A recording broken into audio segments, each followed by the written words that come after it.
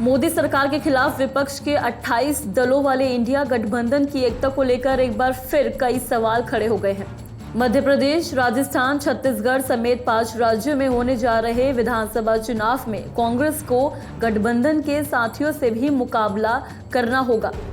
मध्य प्रदेश में आम आदमी पार्टी जहां पहले ही सभी 200 सीटों पर अकेले लड़ने का ऐलान कर चुकी है, तो वहीं अब कांग्रेस और समाजवादी पार्टी में गठबंधन की सभी संभावनाएं खत्म होती नजर आ रही हैं। दोनों दलों के बीच गठबंधन और सीट शेयरिंग को लेकर बातचीत हुई, लेकिन कोई सहमति नहीं बन पाई।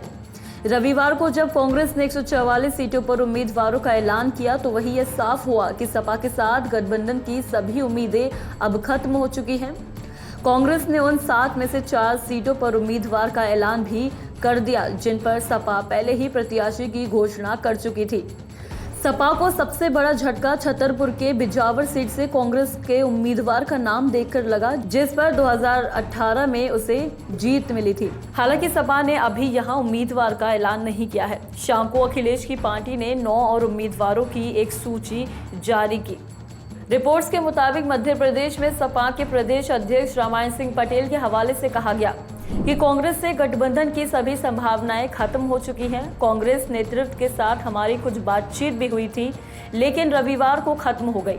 रिपोर्ट्स के मुताबिक सपा अध्यक्ष के एक करीबी नेता ने नाराजगी जाहिर करते हुए कहा कि कांग्रेस भाजपा को हराने में दिलचस्पी नहीं रखती है। हमने कांग्रेस नेतृत्व से बातचीत की, लेकिन वे गठबंधन में दिलचस्पी नहीं रख रहे।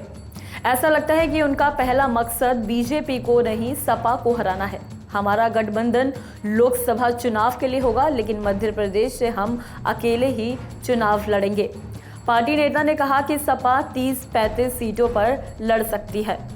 मध्य प्रदेश में कांग्रेस के प्रवक्ता पीयूष बबेले ने कहा कि सीट शेयरिंग पर अंतिम फैसला हाईकमान का होगा।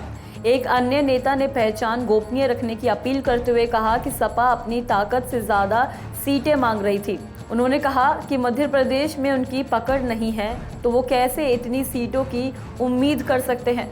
कुछ किया जा सकता है, लेकिन सपा को जमीनी सच्चाई को स्वीकार करना चाहिए कि उनकी मध्य प्रदेश में पकड़ नहीं है।